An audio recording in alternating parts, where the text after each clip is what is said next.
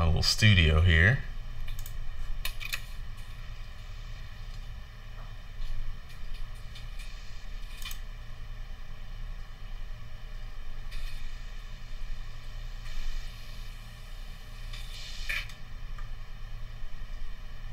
It's 217, right, Did you hear Joe? that typing? Yeah, it's 217.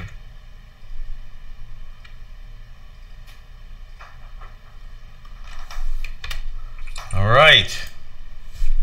We're live. So, some stuff we're going to talk about today, Chris, just so you know, and you can start to wrap your head around it. There were 4 possible things. Where did I put them? Okay. So privacy coins. We had a special request from our Slack. Somebody wanted us to kind of go over the privacy coins and maybe what some of the different properties of some of them were. Most specifically Monero and Zcash. Maybe we can touch on Schnorr because I think Schnorr is kind of like ring signatures, kind of. Maybe Plasma. I know, Corey, at one point you loved Plasma. I don't know if you still do or not. I mean, it's got some privacy to it, but it's not really a privacy. Plasma. And then all the things that have hit Ether mainnet. Is it a sign of the times? I want to know. Like, what does it even imply that all this stuff is hitting mainnet? And then maybe if we have time, go into like what is sound money. It's a very simple definition, but why is it so important for this space? So those are the things we'll touch on. We'll add our flavor to it, and we'll be good to go. And whatever else comes up organically. And whatever else comes up, most likely. Quite a bit of time to do this one too, because the interview was pretty short. It was like what, 30 minutes? Shorter than that. Yeah. So we got Who was this one? Rory. Rory McDonald. Is he Irish? No, he's Canadian. Okay, so I'm just an asshole then. He trains with St. Pierre. And of course, Chris, you can go into detail about all the adventures that you've been on, and also what products you may or may not use on your beard. He's been busy, man. The beard plug. All right. Yeah, you gotta plug that beard, man. That's like, you gotta get a trademark too. Like, what's his name? The basketball player that plays for the Rockets, James Harden. He's got his beard trademarked. So dumb. Yeah. As long as you keep yours like in this picture, like over to your left, if you start hanging it down center, you might get sued by James Harden. Do you think I need to get it insured in case anything happens? Just in case. Just in case. You never know these days. Well, we can get started. Are you recording, Corey? Yeah. In 10.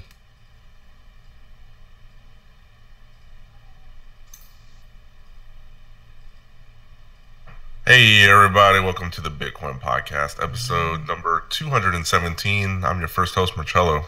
And I'm host number 2, D. As always, host number 3, Dr. Petty. What's up? And we also have a guest host in the house. My favorite guest host. He's been on the show before. He wanted to come back, bless us with his presence. The man with the most glorious beard in blockchain beard guy, Chris Bennett. Welcome back. You guys are awesome. Love goes both ways. This has just been my favorite show of all time. So, total honor to be back. When you guys reached out and asked if I wanted to do the show again, it was just one of those couldn't respond fast enough kind of thing. So, really pumped to be here, guys. I'm gonna hold you to that, though. Like if I see you on CNBC and you're like, "Yeah, this is the greatest show of all time," I'm calling in, and I'm gonna say, "Wait a second. He said we were the greatest show of all time." There's been some. No, you hold me to that. If I'm on CNBC and you guys are spinning up an episode, call in and you can watch me just walk off the set. Anyways, go ahead, Cello. I interrupted you. Well, I know. I think the first time he was on, he hadn't traveled anywhere for crypto. And since that, I might be getting that wrong, but since then you've been kind of globetrotting, attending conferences, collecting experiences. So what's been going on since the last time you've been on? Oh, it's been a lot of teaching. Everyone's getting pumped on this blockchain thing and wanting to learn more and get certified. So, yeah, kind of went all around the world in May teaching and getting ready to hit the road again this month. So August through September, kind of repeating things, but went out to the Future Blockchain Summit in Dubai. Just a awesome show out there. That was a lot of fun. And then taught over in Singapore, taught a couple classes in Australia. We've been teaching stateside all over the place, running WebEx courses all different times, day and night. I know you guys, originally we were looking at last weekend and was teaching the course midnight to 8 for the good folks over in Moscow. Yeah, it's just exciting. Everyone's really starting to get excited about blockchain, and just a great time to be in the space. When you say teaching, what are you most often like teaching people? Like what aspects of this stuff do you find yourself trying to explain the most? We kind of teach everything, from blockchain for non-technical business folks, all the way through architects and developers, down to the technical level. I think a lot of what I spend time teaching or trying to get students to understand are just overcoming a few misconceptions. Like blockchain is not this all or nothing proposition, right?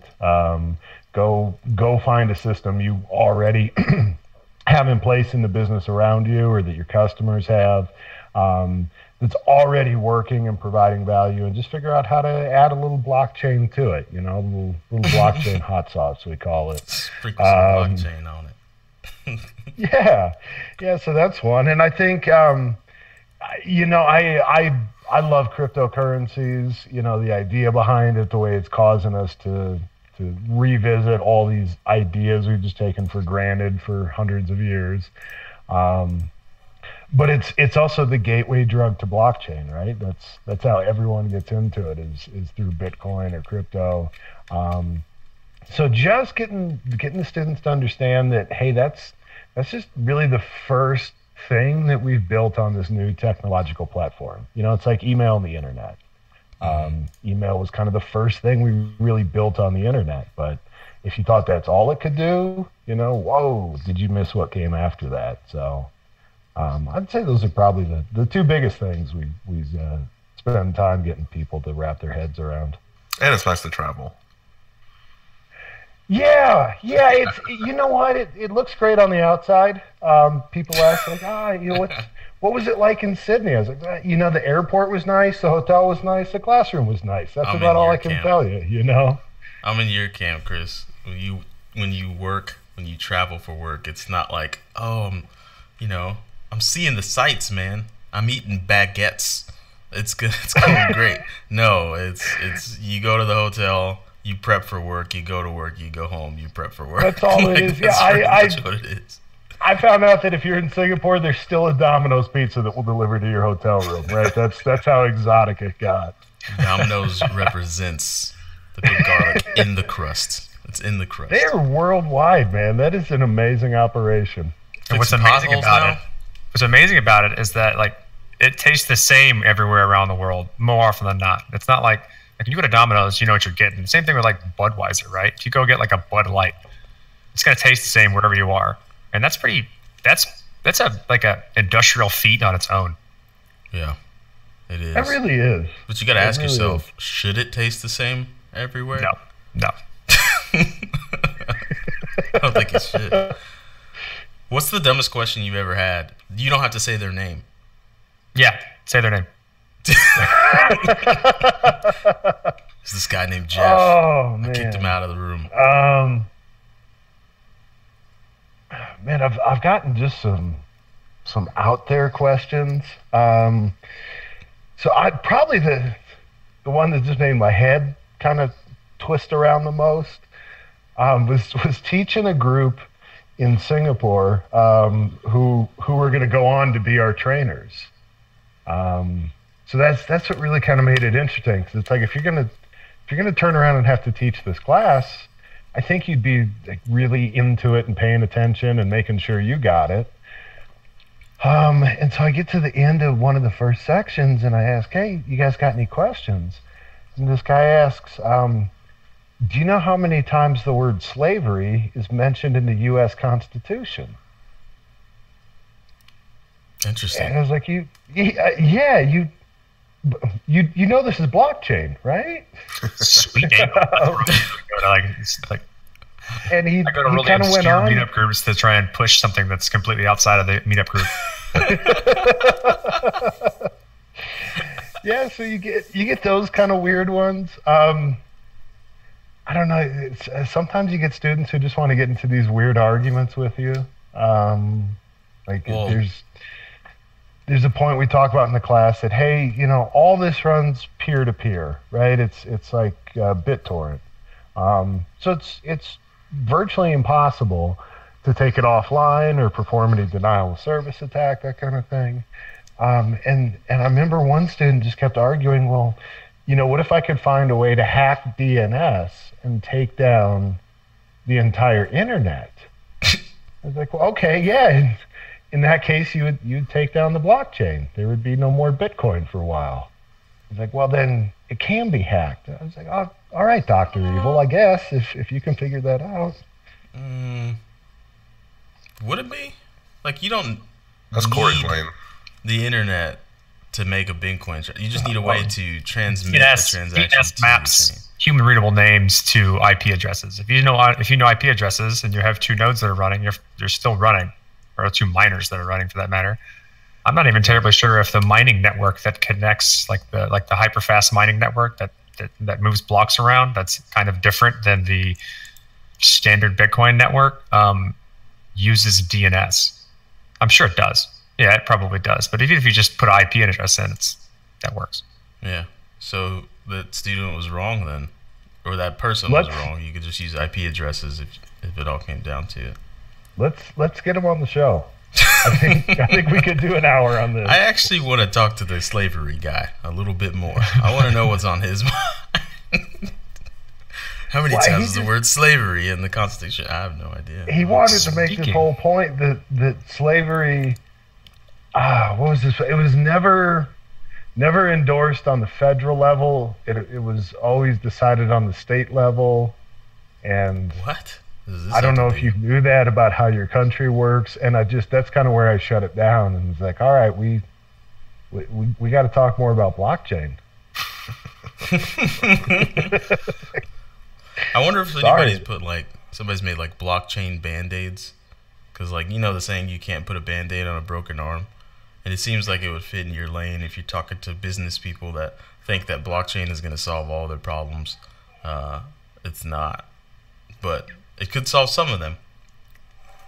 But I think the reason the guy got cryptocurrency can be politically charged. It's kind of, if you learn about Bitcoin, it's innately politically charged, right? It always gets to the point where you're gonna find someone in the crypto enthusiast crowd that is like super libertarian or crypto anarchist, and it gets into that territory. And this is probably a perfect way to segue into our first talking point. We want to talk about privacy coins, right?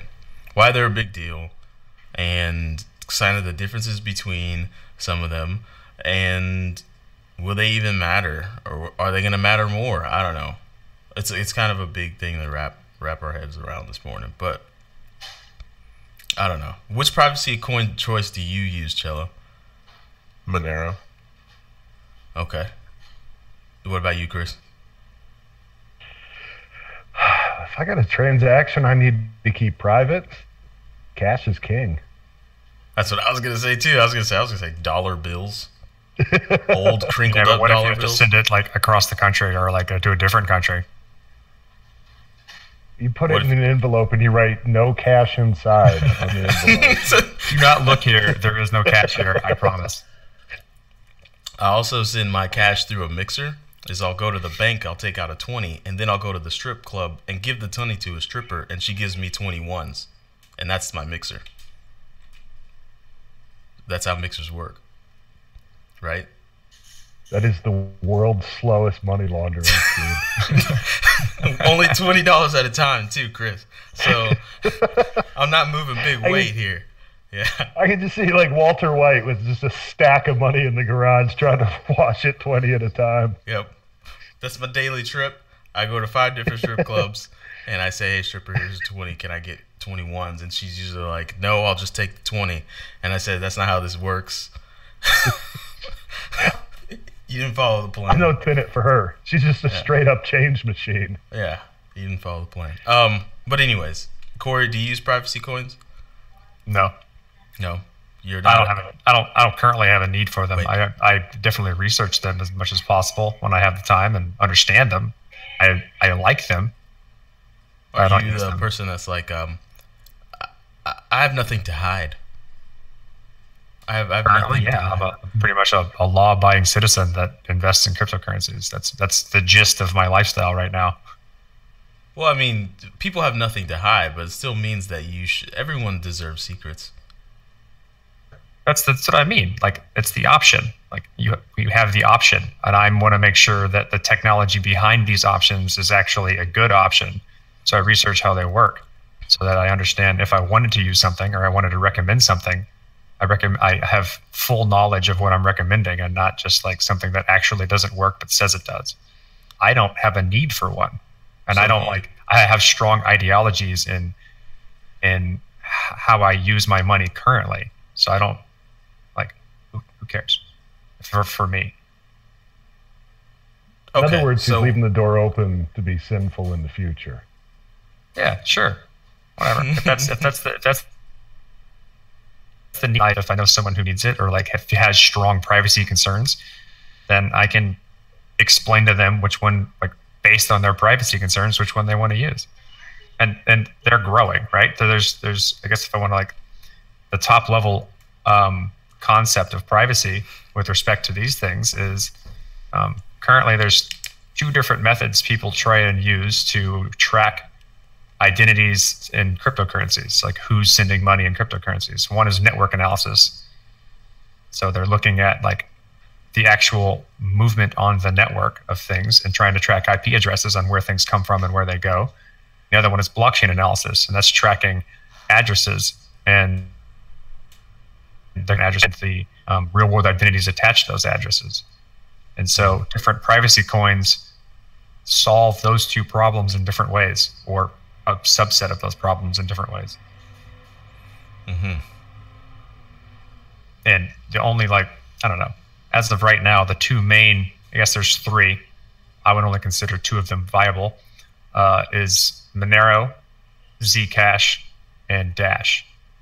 There's a plethora of smaller capped coins that try different things that I don't think are they're just novel.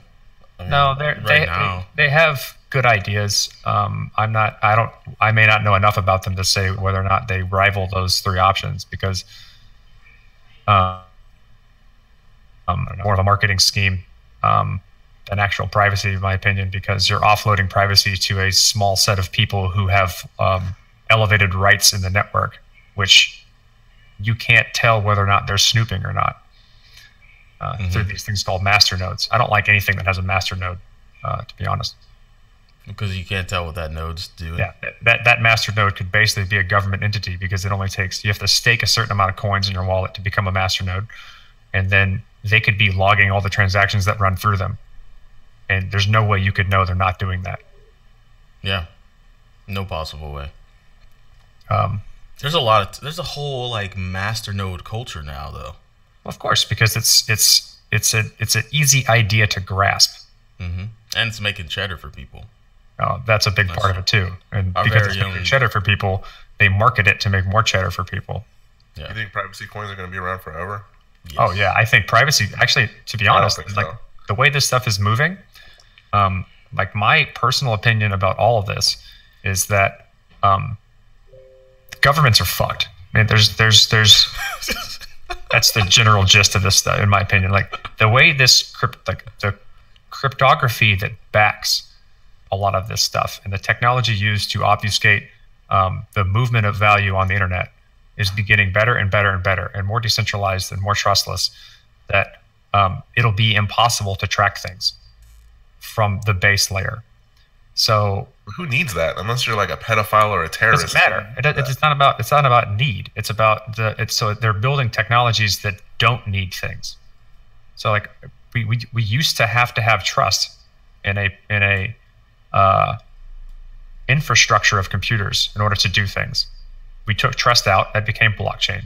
Now we're trying to make blockchain more efficient. So we're taking the things out of all of the required resources to build the system. Eventually, like you don't need to do things in order to move money across the internet. And the cryptography-based systems it's like one of the few bastions of technology that puts all of the power in the hands of the defender as opposed to the attacker. And that's this concept of like a system where the attacker has more power is like, say you build a building for a bunch of money, like millions of dollars to build a building. It may take $1,000 to destroy that building. So it's like the power is in the hands of the attacker. But in cryptography-based systems, the power is in the hands of the defender. It's much more costly for an attacker to get value out of a secure cryptographic system than it is for the defender to defend himself.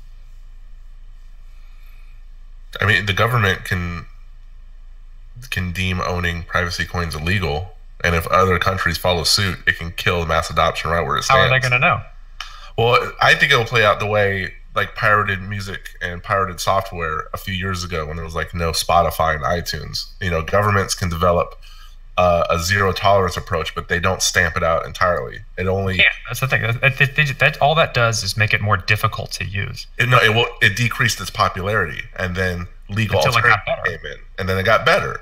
And you know, piracy is clearly illegal, but governments are going to have a much tougher time with privacy coins because there's nothing illegal about it. So the reason why they were able to do that in like the Napster days is because they had a central entity in which they could shut down. And then it came back, BitTorrent came back with a better version of itself. It became more and more decentralized and more reliant on central authorities that governments could shut down. And so like now it's like what, 5 to 10% of all internet traffic is BitTorrent? Yeah, torrenting wasn't banned, but it still enables piracy.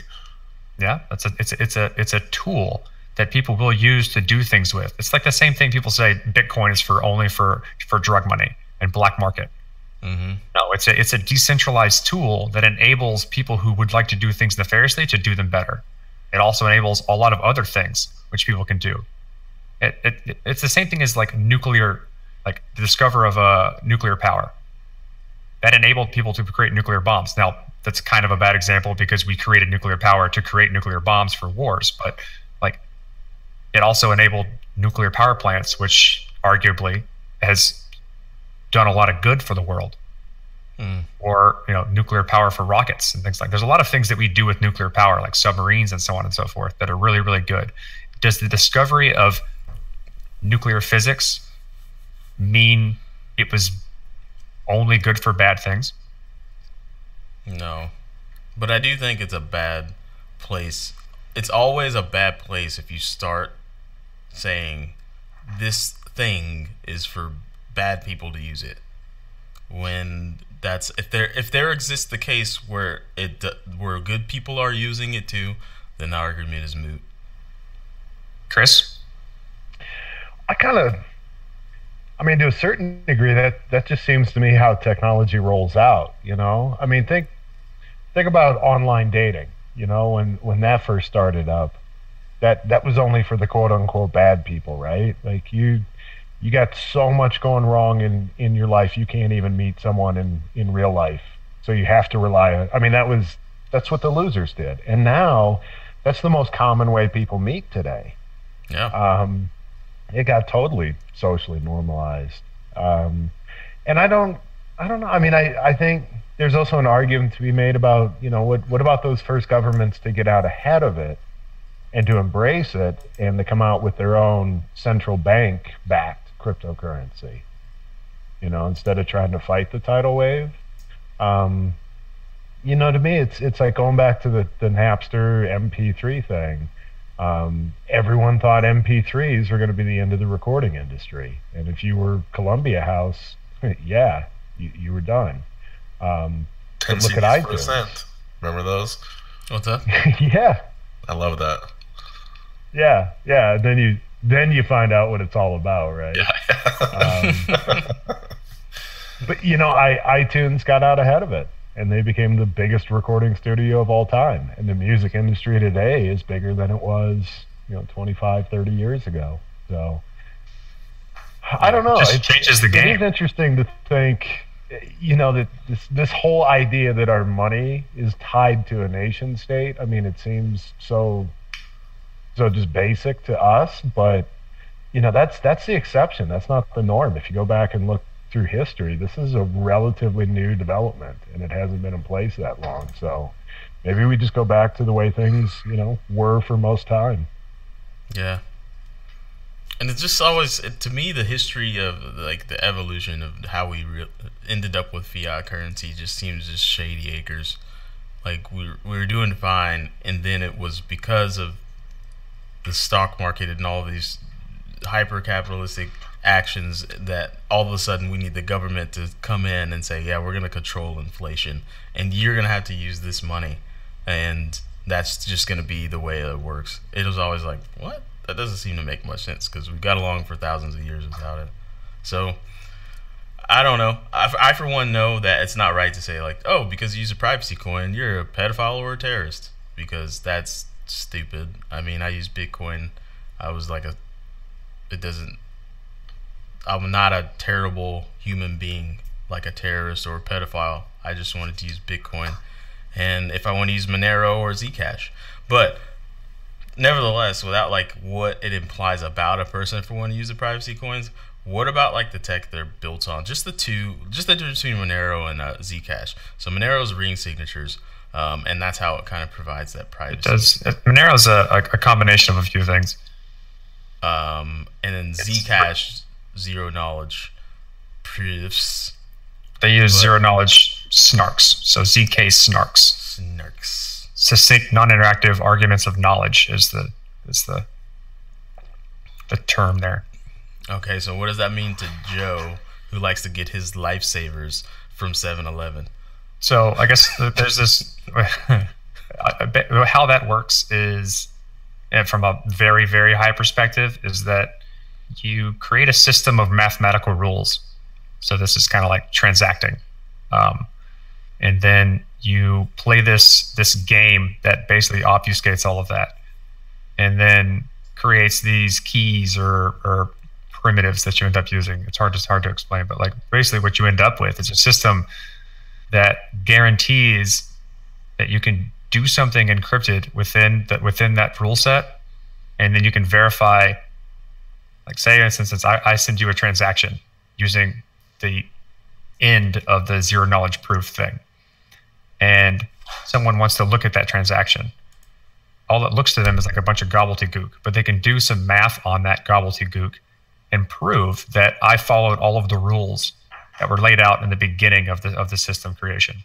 Mm-hmm. That means that like that's basically like the Bitcoin protocol. I send transactions. I didn't send more than I had, and I use the valid address, so on and so forth, right? I'm doing all the rules of the system, but you can't see any of the details of the transaction. The details of that transaction are what my address is that I'm sending from, who I'm sending it to, and the amount. So you can't see any of that stuff. Mm-hmm. But all you see is like a bunch of gobbledygook. But by doing some math on that stuff, you can prove without a shadow of a doubt that I followed all of the rules. Yep. That's the idea. When you say do the math, your computer's doing the math. Yeah, of course. But like that's so you can have a system, a transactional system like Bitcoin, that have servers that are verifying people are following the rules without knowing any of the details of those rules. So only the person sending and receiving knows who they're sending it to and how much they're giving or how much they're receiving. And so onlookers, and what's nice about this is that you can selectively disclose information. So you can audit stuff if you give someone permission to see the details. What's interesting about Zcash is that it's not by default. So you can send transactions in the clear, as it's called, so people can see the information, or you can send shielded and encrypted transactions that no one can see. Monero is encrypted or anonymous by default, and it does it in a very different way. So that means like you can't send transactions in the clear based on how they obfuscate or like anonymize the same type of stuff, who sent it, where they sent it to, and how much they sent. The technology that they use to do it is just on by default, and there's nothing you can do about that. The way I like to think about ring signatures, I think about it like mixed from the jump.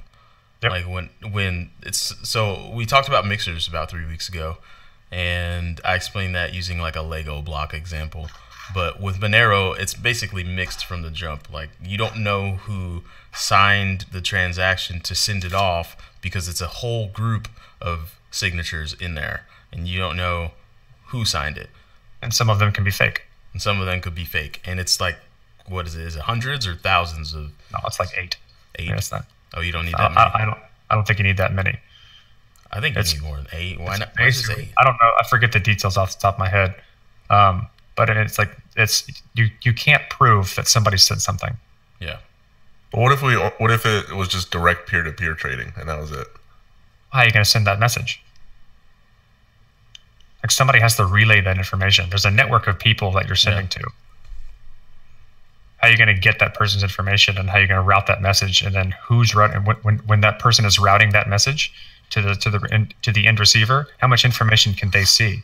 And someone has to validate that transaction between the two of you. So like you need that central ledger type of thing, and people who are validating that central ledger, how much information do they see?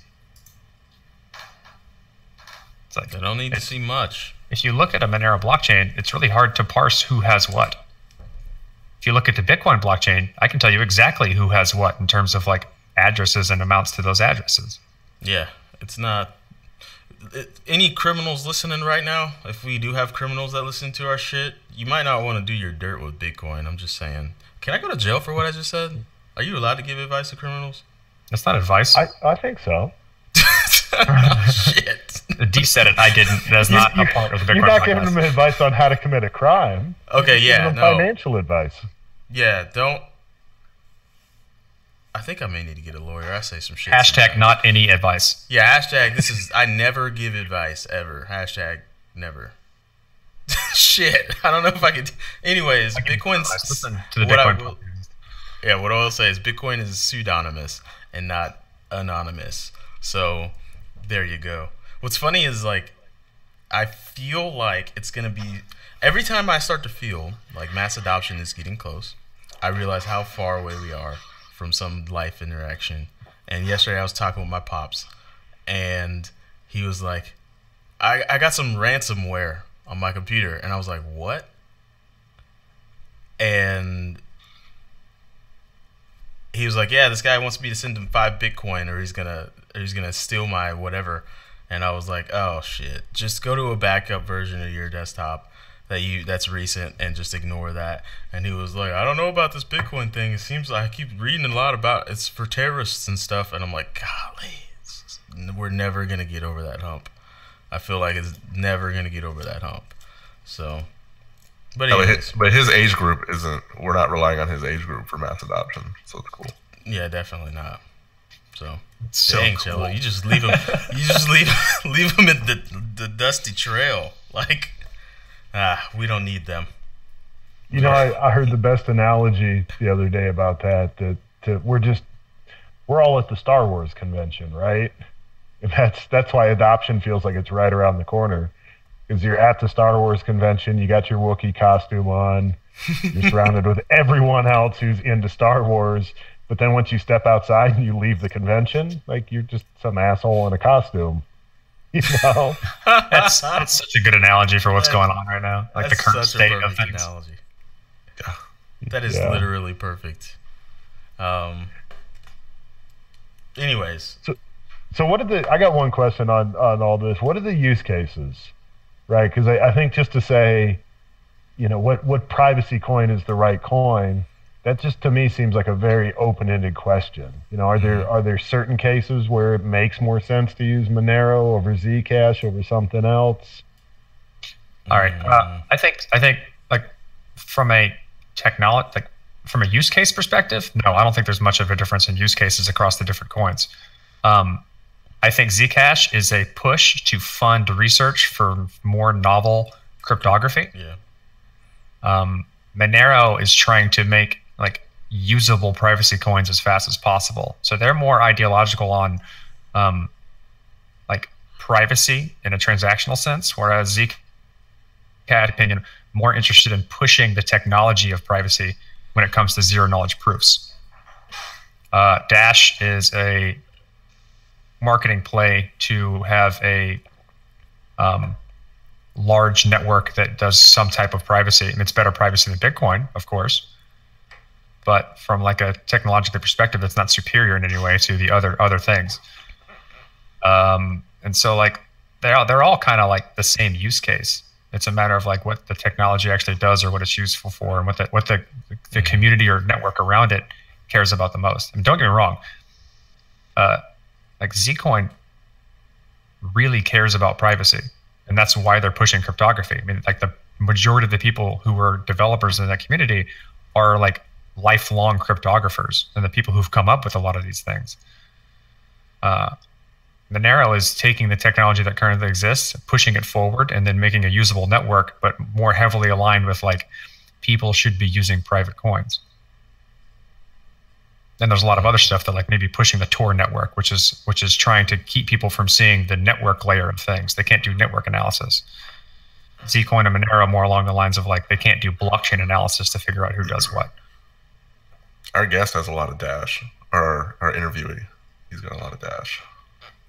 Dash is masternode, right? It's a little masternode. Yeah, that's their whole thing is masternodes. Like you use the masternodes to use the privacy or instant transaction features of that network. So they make elevated nodes within the network that have large stakes in the network to then provide these services that the core layer like Bitcoin clone can't do. Without getting too bastardizing, a masternode is like a server. Is that bastardizing too much? I like bastardizing. Elevated privilege. Just a new word. Yeah, bastardizing. Bastardizing. I'm gonna bastardize this a little. Sprinkle some bastardizing. Masternodes have elevated privileges, and so you use them for extra features, and then they talk amongst themselves on how to do those features. So you're just trusting that all the masternodes do those correctly. What happens when one of the masternodes doesn't agree with the other masternodes? Do you get EOS? They have their own consensus. So like I think the masternodes run an alternative proof of stake mechanism for those features, but the base layer runs a proof of work consensus mechanism to run the blockchain. Yeah. Speaking of EOS, what's Brock Pierce been up to? Has anybody been watching out for that guy? We're interviewing him soon. Yeah. Yeah. I only keep seeing this video on LinkedIn. Every time I get on LinkedIn, this video shoots to the top of my feed of a Puerto Rican woman screaming at him and him looking really confused about why he's being screamed at. And have you guys seen that video? I have not. Like apparently like Puerto Ricans are saying that he's practicing modern colonialism and they're not trying to have that shit. So it's a funny video because you could see it in his eyes. It's like, I feel like I'm trying to help everyone, and they're like, you're not helping anyone. So it's interesting. I can't wait to have him on the show. But I don't know. I thought about EOS because I was thinking about masternodes and how terrible of an idea it is. Yeah, that's it. I guess we should cut to the interview, right? I guess. Chella tried to. He had a segue there pretty well, and you just blocked it. Oh, yeah. Thank you for noticing. I did not. It's a great segue, and you just destroyed it. You segued? Oh, my bad, man. I'm sorry. Oh, well. But I did have a bidet thought, though. If I introduce Rory, it's the closest I get to being Bruce Buffer. Well, you got to do it like Bruce Buffer. Oh, please. Bruce Buffer. I can give that a shot. Don't do it too well because he'll sue us. He's known for that. He's got that whole thing trademarked. So, all right. He does have some of those things trademarked. Oh, yeah, it's super trademarked. All right, I can give it a shot. Like change a word or something. I will not. Vanilla Ice is his entrance speak. Yeah. Okay. So, all right. Introducing first, recording live from the internet, standing between 5'7" and an even 6 feet tall, with a non-existent mixed martial arts record, but instead many hours logged behind the microphone. They've been training for this moment for over 3 years. Hailing from Maryland all the way down to Texas, hosts of the Bitcoin podcast, D, Cello, and Corey. In the other corner of the studio, he's a mixed martial arts fighter, speaking into an iPhone most likely, standing at an even 6 feet tall and weighing in at 170 pounds, with a mixed martial arts record of 20 wins, 4 losses. Former UFC welterweight #1 contender, currently a true warrior fighting in the One True Arena of Bellator as a defending, the reigning, undisputed welterweight champion of the world, presenting the pride of Calgary, the one, the only, he's going for it. Rory, the Red King, McDonald.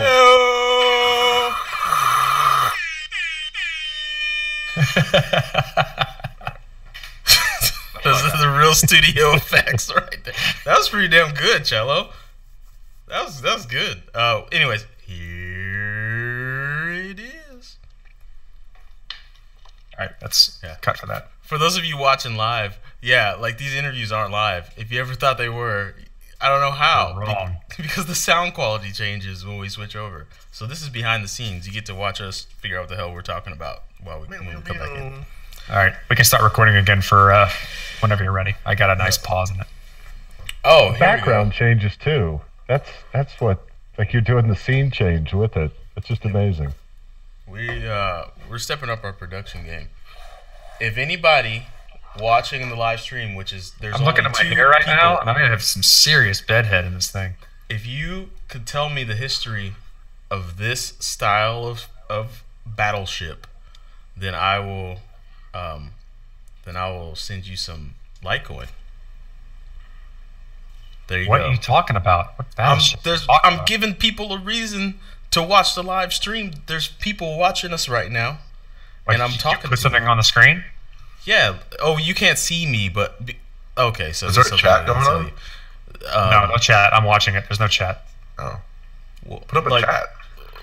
I have to get a second camera, or else you guys will never. It's delayed. I couldn't see that. Yeah, you guys won't ever be able to see me if I don't get a second camera, because I'm the one that's streaming. My camera can only do one. You only have one camera? Why would I need 2 cameras? I'm not a camera. Anyways, we're now. Well, one for the battleship, obviously. Yeah, clearly. You just put it on the battleship. Yeah. So if you have the live stream up, you can see. So for the 3 of you that are watching, or 4 or 5 of you that are watching, if you could hop into our Slack and tell me the history of this ship right here, then I will give you some Litecoin. Not a lot, because I'm not a rich man. I'm pretty sure the only people that are watching are us. No. Oh, yeah. Yeah, probably. Me and Cello were clearly 2 of the 4. You're probably one other one. We should do a better job. Contest. We don't tell people about this, so it's like we're really bad at video content. Let's put it that way. We're really bad at telling people about anything that we do. We're just That's probably true too. Word of mouth, they'll hear it. You literally told 2 people not to both enter the contest because you don't have that much Litecoin. No. I told them. There's only like 2 people watching. Yeah. Not everybody enter at once. Oh, snaps. Down. We got a message. Look, half a message a minute. I'm looking at the stats right now, baby. Yeah, that's us. Wait, you guys left a message to yourselves? No, in the chat. It said, hey, in the chat. And I said, hi, Cello. Oh, boy. Anyway, let's go back to the podcast. We have, it all starts somewhere, guys. A new battleship every week. Yeah. This thing will catch on before you know it. It starts at episode 217. That's where we started. We're getting our feet wet into this whole video content thing.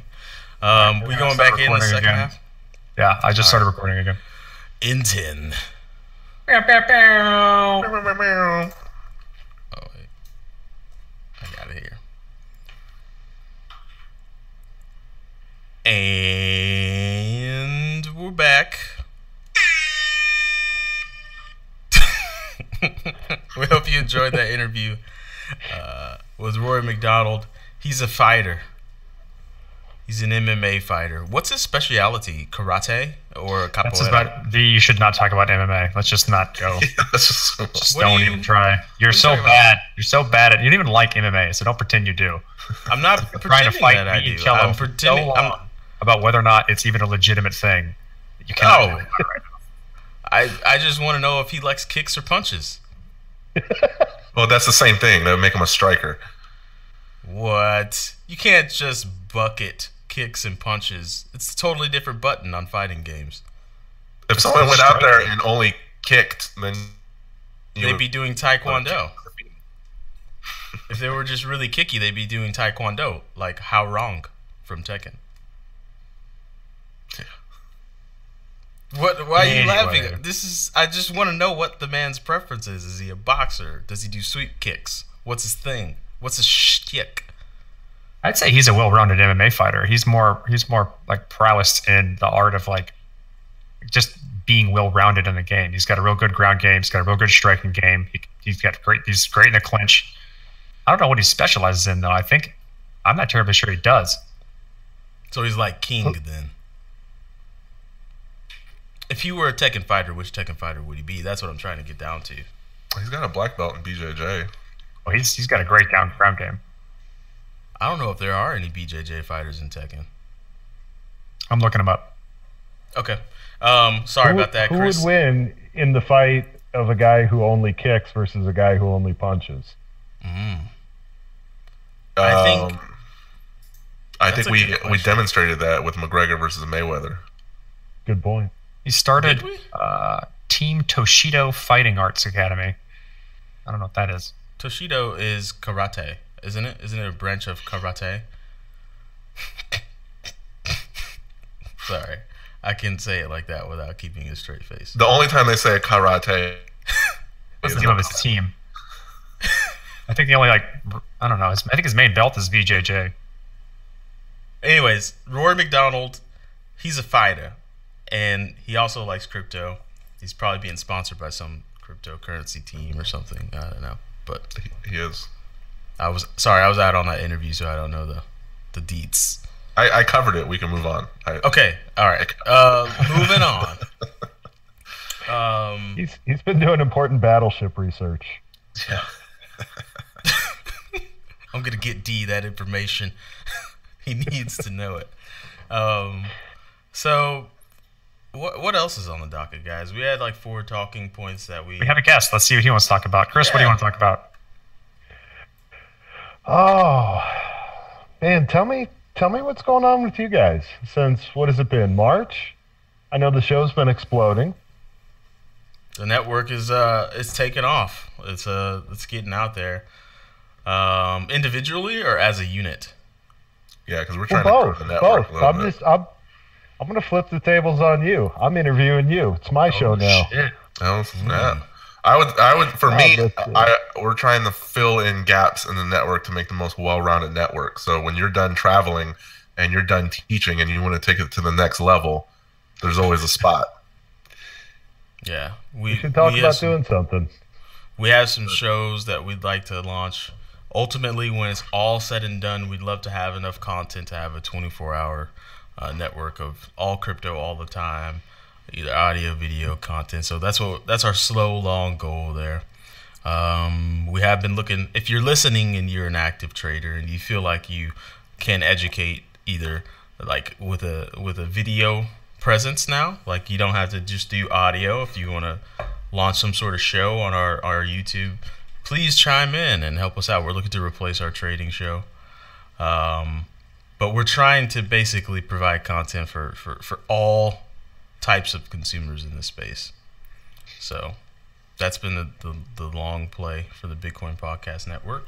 And we're growing and growing. We have a new show coming up on the 20th of August called the Bullpen Podcast with the Crypto Bully, based out of St. Louis, like DJ.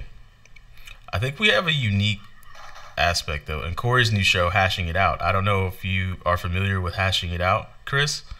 No, tell me about this. Oh, geez. It's all the cool kids are listening to it. It's a technical dive. It's supposed to be around like what are the main issues with scaling blockchain technology, and what are the current solutions that are trying to solve them, and like trying to explain them and poke holes in them from a technical perspective. So we don't shy away from digging into as many weeds as we can find.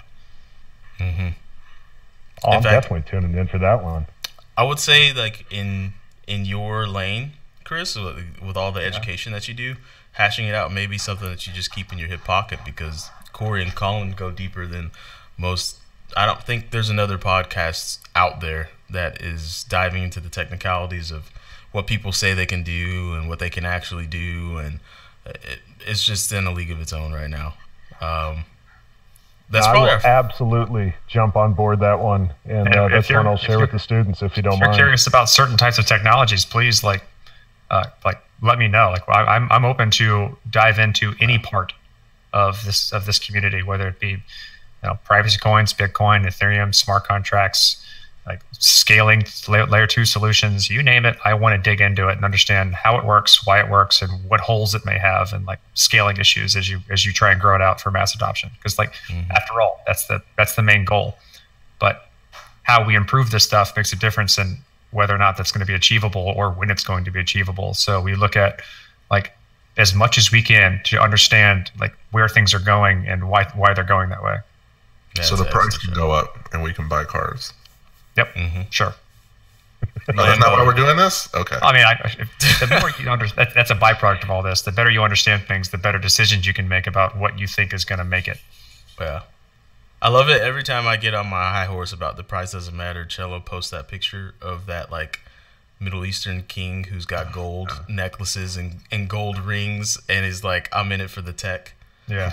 It's like, damn it. It's so true. It's always there. Also, I started a show called Just the Headers, Chris, which is just me. I basically aggregate all of the headlines from the mainstream crypto news outlets, like you've got your Bitcoin.com, your CCN, Cointelegraph, CoinDesk, all the news they put out, and then I discuss it with a member of our Slack, co-host of that show, Jesse. I jump in there from time to time. Cello does chime in. True story. Last time I was on, I made a bird joke, and I got some DMs saying that it was hilarious and they want to hear more bird jokes. So I have a bird joke for my fans. All right, indulge me. You got one today? I got one right now. All right. Bird joke number 2: a duck walks into a drugstore and buys a chapstick, and the clerk says, "Will that be cash or charge?" And the duck says, "Just put it on my bill. Thank you very much." So you can catch me on Just the Headers like once every 4 or 5 episodes. I'm in there. Yeah. Or every time on this show. Or every time. The once a month bird joke? Once a month bird joke. I got an ostrich joke.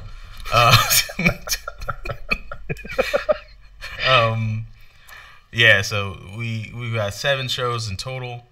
Looking to keep growing that. I think good growth will be 10.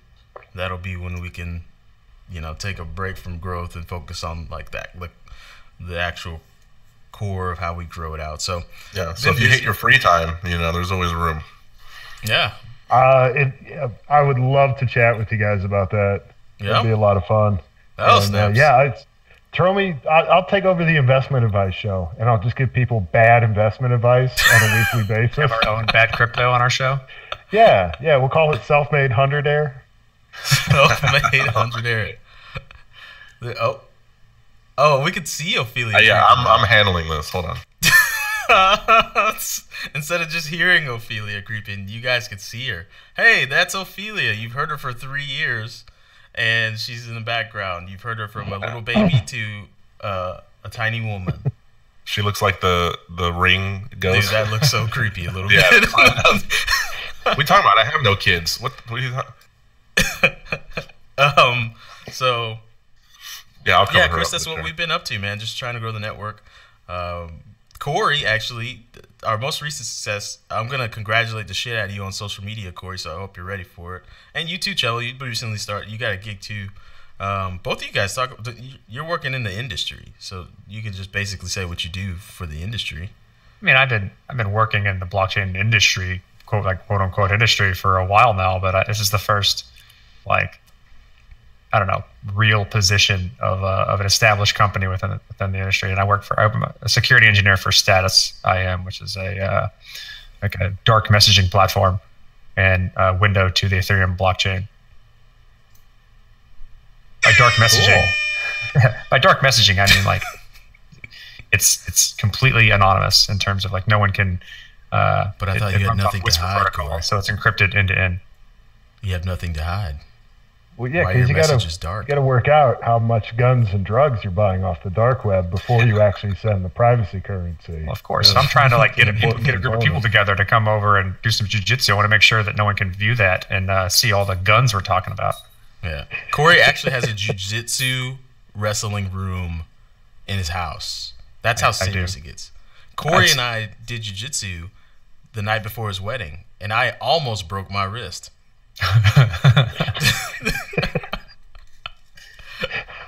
Whenever we get drunk, he's like, let's roll. And I'm like, where are we going, man? He's like, no, not the slang definition. We're gonna actually. No, I've stopped doing that. I've almost hurt too many people. Yeah, man, you almost broke my wrist. Yeah, I stopped that. That was a bad line of life. Could we? This could be a new show. Yeah. All right, we'll just do 3 minutes in the ring. You come out. We'll talk about a topic. You go back in. On video. Yeah. And Cello, you got a gig. Yeah, I work for Neon District, which is a Ethereum video game built on Loom's Ethereum sidechain, and the MVP launches in December. Nice. What's the launch? What's up? What's the launch? Are you allowed to talk about any of that stuff yet, or? No. Okay. Well, that's all you guys get. Neon District. I've said too much already. Yep. But it's coming along good, and there's a good team. Well, we're not doing the Lord's work like Corey, but there's an entertainment side to the space that some people often forget about. So we're taking care of that. Ether gaming. Absolutely. Gaming is going to take this world by storm. I think it could be. Go ahead. I think there's something I wanted to mention. There's this game called. We actually featured them on announcements called. Gods Unchained. Yeah, and they just sold a freaking card for 143 Ether, making it the second most valuable trading card. Yeah. Wow. That's nuts. Yeah.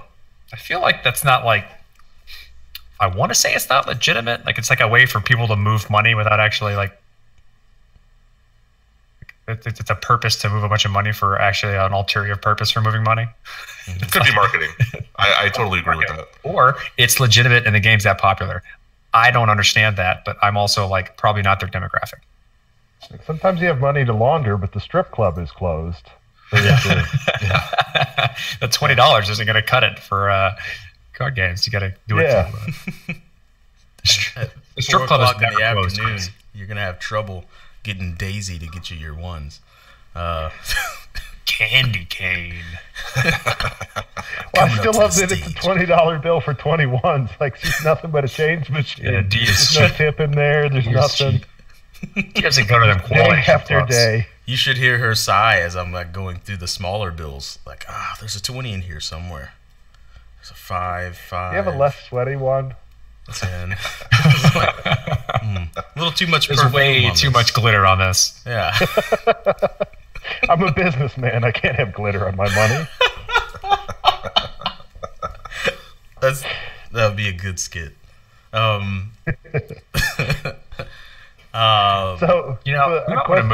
we might want to move our live sessions to a time that's, like, more approachable to the rest of humanity. It's not early in the morning on a Saturday. No, you guys, we're doing this early morning Saturday shit. We've been doing this. That's where I know the majority of people that I know are online on YouTube and early morning Saturdays. We're targeting the European market. Yeah. What are you doing with your life if you're not on YouTube at 9 o'clock in the morning? Central time? or like 7 or 6 o'clock in the morning on Pacific time. Yeah, we're not doing that right. But this is our third live stream, okay? So we'll get it together. So yeah, Chris, that's what we've been up to in a nutshell. I work for the network pretty much full time, so that's what I've been up to. Um, Trying to set us up for success. Hopefully, I do it well. Um, that's that. Hey, so you know what question I get all the time? I would love to hear your guys' take on, because you're all in the space full time, one way or another.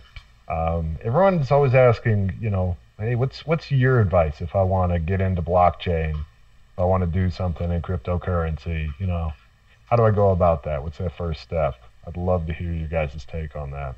I can take this one, or at least my perspective. Y'all can take it after. Your perspective, and then I'll. Educate yourself as much as possible. Invest, and if you want to invest in this space, invest in yourself. I mean, if you want to future-proof yourself, this is the best way to do it, in my personal opinion, because we're remaking what money is and how to move value across the network, and we're literally programming money. If you want to have a skill set that's going to be useful for a very, very, very long time, learn how to do that, and you're going to have a skill set that will reap benefits later on down the line. Okay, so you are very pragmatic. It's what I've done. It's worked great for me. I expect it to continue to work great for me, and I think anyone that I've talked to who has done something similar has been successful. Just dive into it. I don't think, sure, invest where you think it's appropriate and with the money that is appropriate for investing. But don't do that until you understand the thing you're investing. But spend more time trying to understand the technology, and fruit will show itself. And then it seems unreasonable not to pick it up when it shows itself. Yep, that's a good way of looking at it. I mean, building the skill sets that's obviously, so what do they say? Like the hardest route bears the most fruit, right? Like the route least taken. That's definitely the hardest route to take, is diving into the deeply technical aspects of the space. But also it's going to bear you the most fruit because you'll be able to make the wisest decisions. You'll be able to partake in conversations that other people aren't privy to. And the conversations that I'm talking about are like how this stuff is built and how it's going to operate. Now, I will change one thing that you said, Corey, is you're not necessarily rebuilding money, you're rebuilding value. Period. How value transfers, what is valuable, what isn't valuable. Like, we're redefining that in the digital era. And if you want to be a part of how that's defined, we'll learn how this shit works. I would say there's a huge communal aspect to this. If you want to get in the space, join a community. Get on a project that you like. If you're way into cryptography, go see what the Zcash crew is doing. Zuko loves cryptography. It's his jam. Hop in there, talk to the people. If you just want to know investing, there's so many investing groups that are free. Just look and find good people. Like, investing groups is not a new deal. Like, people have investing groups for the stock market. They have investing groups for commodities markets. Like, there's all sorts of investing groups out there. If you want to treat this as an investment, then go find a community, because like, your single efforts are never going to be better than the efforts of a group of people. And if you can contribute to that group, then you get out what you put in. So I would say there's a heavy communal aspect to this. Go join a community. If you have your current skill sets, there are lots of companies now, like tons. A lot of companies made a lot of money with ICOs, and a lot of them are legitimate, and a lot of them are hiring. So go on to CoinDesk and go. They're all hiring. They're all hiring big time. Go on to CoinDesk and go on to Cointelegraph. I know those have directories there. No. Go to crypto.jobs. Crypto.jobs. Only one you need. Go to crypto.jobs and go look. Like, there's people need regular shit now. Like, oh, if you've been an accountant for 10 years and you're getting bored with it, well, go be a financier, or go be an accountant for one of these companies that just made $80 million in 30 minutes. Like, they need your help, because most likely, if they're a company that's about some shit in this space, they're focused on building, and they're not focused on the other stuff you need to run something successful, right?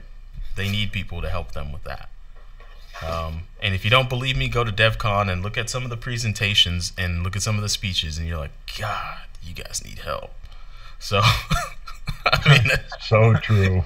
And I can speak to that. I came in on the tail end of that. I don't want to say anything. And this is all subjective, but I don't think that you should embrace the communal events. I think if you're getting to the space, you should do your own research first and form your own opinions before you start getting swayed by the free community chats and the traders and the communities and the groups. I think you'll have a stronger stance in the space if you do your own research and form your own opinions. Except our community. You can join our community. We'll steer you the right way. Yeah. When we're actually talking about crypto, we'll steer you the right way. Sometimes we get a little off the rails. Yeah, well, it's the equivalent of like if I was getting into the space and I only listened to announcements. How effective would that be? Not effective at all. So that's why there's other shows on the network that can kind of help you with that. Yep. So that would be my answer. Go get a job. Crypto jobs. We need you. Learning about crypto is a nascent property of working in this space, and the more you know about crypto, the better off you are. And now it's Chris's turn to answer that question because you asked it. Yeah. Well, I love that you guys kind of confirmed a big point I always make, which is just how much opportunity there is in this space for folks outside of any kind of development or engineering background. I think that's just one big, huge misconception that if you can't code, you don't have anything to do in this space. The answer I give is that right now all the opportunity kind of seems to be concentrated on two extremes of the spectrum, either the really small startups, the groups like you mentioned that just ICO'd and need a bunch of help at kind of one end. And then down at the big end, you got the Fortune 500s, the Visa, American Express, HSBC, groups like that, who are really into the technology and they know it's going to be significant. And it's still early in the middle market. So my advice is always, pick which end excites you the most. If you want to get into the startup scene, I think, the resources you guys mentioned, hey, go out to CoinDesk, look who just ICO'd. They're going to need your help. Reach out to them, find the projects that align with your interests. I absolutely agree with. And if you want to get in on that bigger end of it, you have to understand if you're a company like American Express and you just learned about blockchain and you think it's going to be significant, there's a pretty big delay between the time you say, we got to get some of this talent and expertise in-house and the time that you've come up with a job title, a description, a salary, what cubicle are they going to sit in, who are they going to report to, where do we post the job, what do we call it, what questions do we ask during the interview, how do we screen good candidates? So the opportunity's there, but there's just this 12, sometimes 12-month delay between a company of that size deciding they want to bring in that skill set and actually having a job posting. So if you want to get in a bigger organization, you have to be proactive. You have to reach out to them. But there's a ton of opportunity there at either end. Yeah, opportunity. That's probably one of the best. That's a really great answer, Chris, and I'm glad you brought that up because opportunity is abound in this space. Like everything is pretty much being built from the ground up. And well, so, if you don't see something you like, create it yourself, like we did. Yeah.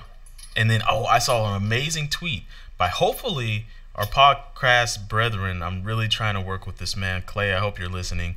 Clay Collins tweeted something, and he said, the number one Bitcoin, the number one crypto exchange, which has brought in, it's going to be billions of dollars in profit this year. It's going to bring in billions, like a multiple of billions of profit, not revenue, profit. Started less than 18 months ago. Bitcoin's 9 years old. So that was 12 months ago. Huh? That was 12 months ago. Well, less than 18 months still counts, baby. But sorry, less than 12 months ago. Yeah, Binance started less than a year ago, and it's the #1 exchange on the planet.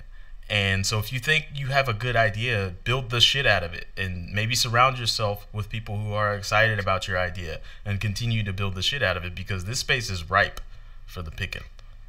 So, don't sit on ass and expect to reap rewards from this space, because we're past that point where you can sit on ass and get rewards. Come into it, you get in, or you get out what you put in. So that is that. Well, look at you guys. I mean, you guys are full charge, marching ahead to have the first 24/7 blockchain content, all blockchain all the time. You guys are going to be the CNN of blockchain. We're marching very slow. I could be, yeah. It's steady as hell, though. Marching, though. Yeah, it's steady as hell. Slow. We've been trying for 7 months to get a merchandise store, Chris. We're marching steady. We have people in our Slack. Slow and steady wins the race. Yeah. They're like, I'm trying to give you money. What is wrong with you guys? And we're like, look, it's a process, okay? You'll get your shirt. I mean, you can pre-order it. You can send us the money, and when the shirts get made, we'll send it to you, whenever that'll be. I like how you're wearing the shirt as you talk to them about the shirts they can't have. Pre-ordered this in 2013. Finally got it last week. That's how we It's like Tesla making a T-shirt. Pay us now. We'll give it to you eventually. Well, it's not about making it. It's about making sure that we can pay taxes on all the stuff that we do, and have a legal entity and possibly hire somebody and not have to worry about shit. Yeah, we're trying to learn the whole business side of this whole shindig. So we're good at podcasting. Yeah. Yeah, but that's, if you guys had started this whole thing and it wasn't the Bitcoin podcast, it was the Star Trek podcast or the MMA podcast or the Up Early on a Saturday Morning podcast, like you would have so much more competition. And that's what's amazing about the opportunity in this space is just, find what you enjoy doing, and it's white space. Go plant the flag and wait for someone else to come kick you off the hill. Yep. Find your real estate, or just go buy it on Decentraland. So, it was cool. Before we wrap, I think we're one of the earliest podcasts. If we continue doing this podcast, we'll always be one of the earliest podcasts in the space, and no one can kind of take that away. All right, we can wrap. And I like that there's basically an archive of audio history in our catalog.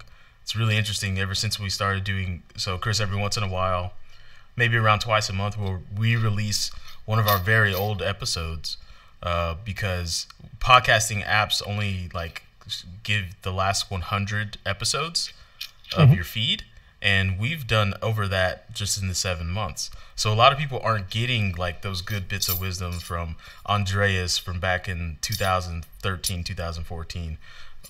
2015, and they're not getting, what was it like to talk to Brock Pierce when he was only doing a little bit of drugs? Find out. Yeah, you can find out. And then talking to Perry Ann Boring before she swore off podcasts, I've got one of those. Talking to what's his name? Voorhees, when he had just created Shapeshift. He wasn't a super gazillionaire. He's making up words with how much money he has now. But before talking to Roger Ver before everybody hated him. Yeah, talk to Roger Ver when he was Bitcoin Jesus and not Bitcoin Judas. I'm just calling it like it is, man. That guy tweets some ridiculous shit every single day. You could make it your full-time job, just researching how ridiculous his shit is and putting it on Medium. You'd probably get a good enough following, and you could probably make that your full-time job. Hashtag opportunity in blockchain. Yeah, hashtag opportunity in blockchain. Follow, go on, if this then that. Make it so that Roger Ver's tweets shoot to a Google Sheet, take that tweet, research why it's wrong, retweet it out, and there you go. You found yourself a job. You'll be a journalist. Boom. I just helped you out.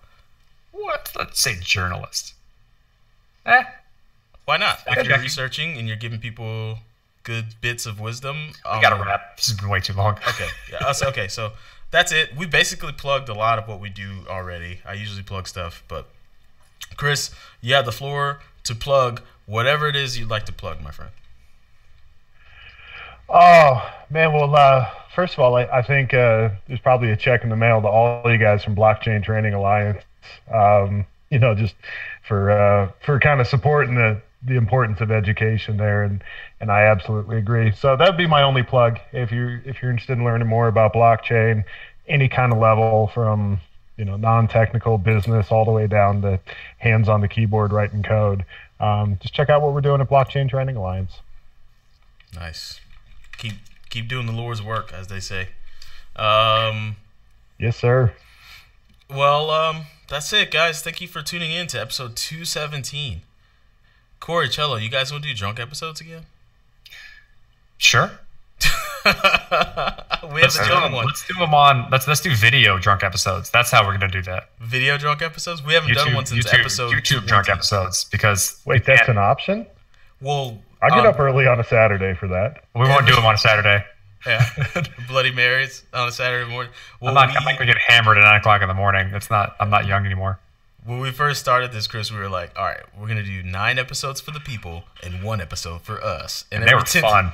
Yeah, every 10th episode we would get drunk and talk about crypto. And no, sometimes we didn't even talk about crypto. It was just whatever happens. Sometimes they were good. Sometimes they were ridiculous. Yeah, it turned into a shit show. I think one time I went on a 2-minute rant where every third word was the F word, and I was talking about banks. And like it was you got way too far. We got messages like, "Hey, we're trying to listen to your episodes with our kids present." I'm like, "Well, don't do that." It's like, this is a drunk episode. That's not a good idea. Every 1 out of 10 episodes, you got to kick them out of the room. I'm sorry. Yeah. That's how we. Maybe we should do that. That's like the premium offering we have. I don't know. We just like to spitball ideas. Bitcoin after dark. We gotta go. Yeah, we gotta wrap this. Chris, thanks for stopping by again. It's always awesome. Open invitation. When we record Saturday mornings, bring your microphone voice. To everybody listening, thank you for listening. We had another successful month of July, over 100,000 downloads. Thank you guys so much for listening. If you want to join the Slack, go to the bitcoinpodcast.network, click the button that says Slack, and join it. If you can't do those 3 things, you don't belong in our Slack. I'm sorry. Like, it's really easy. If you can't figure that out, I apologize. You're probably a child, and you should be watching Ninja Turtles. That's all I got, unless you guys want to plug some stuff. We gotta go. All right, man. Dang. This is the longest episode. All right. Play the outro.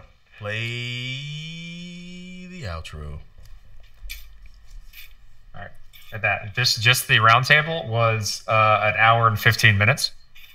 Yeah, we gotta cut maybe some stuff on this one. Trim the fat. We do what we won't. I would suggest that the Roger Ver stuff gets cut. Why? Because Rory is a Bitcoin Cash supporter. It's the whole reason why he came on the show. And I emailed Roger Ver and set up marketing initiatives to promote this episode. So the last thing I ever want to do is... Don't get me wrong. I kind of like the idea that he promotes it and his followers are like, dude, they're bashing the shit out of you during the show. But... is it worth it? I don't know. I want Rory's fans to listen to the episode. Yeah. I'm not telling you to do it, D. I'm just suggesting I'm not doing it. Fuck Roger Ver. I'm sorry. Like, I'm tired of his shit. All right.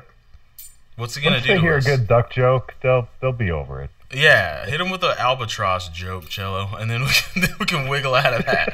But hey, I'm just thinking about marketing, man. That's my only role here. Well, you do what you want. I like that he's getting a species specific with it. Yeah. If you can think of a joke between an albatross and a dodo bird by next Saturday, you're getting some Litecoin. Let me export this thing and I'll get it over to you. Chris, think about it, Cello. Give me more reasons to censor it. Later, Chris. Later, Chris. Hey, guys. It's been a lot of fun. Thank you. Give me more reasons to censor it than we need to worry about what Roger Ver thinks. So we get more downloads, so they retweet it. Rory McDonald has 300,000 followers. Roger Ver's got 552,000, and the Bitcoin store has 15,000. I'm just thinking about downloads here. I don't care about Roger Ver and his personal feelings. All right. I just like Is it worth that 30-second quote to hinder us from the extra downloads we could get? That's all. I'm not trying to censor you. All right, I'll put beeps. I'll beep it out. It'll be a long beep. Whatever you want to do, man.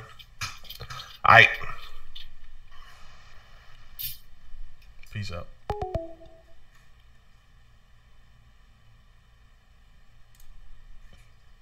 Oh shit, still live.